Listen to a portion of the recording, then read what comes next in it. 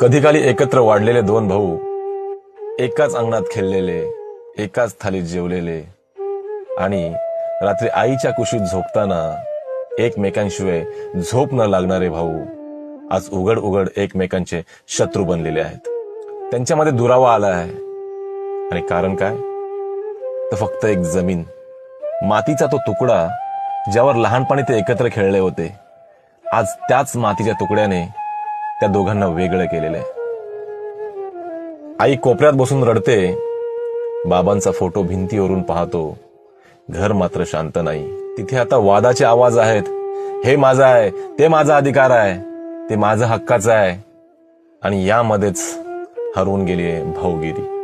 एकेकाली ज्यांनी वाटून खाल्लंय, आज तेच एकमेकांना न्यायालयामध्ये खेचतायत.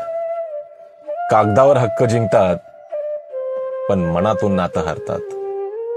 खरं तर जमीन, घर, बंगला, पैसा, अडका हे सर्व तात्पुरतं असतं, पण रक्ताचं नातं हे आयुष्यभरासाठी असतं. आज प्रत्येक भावाभावानं क्षणभर थांबून जरा विचार केला पाहिजे की आपल्याला बापाची संपत्ती हवी आहे की बापाचं आशीर्वादांचं छत्र हवंय.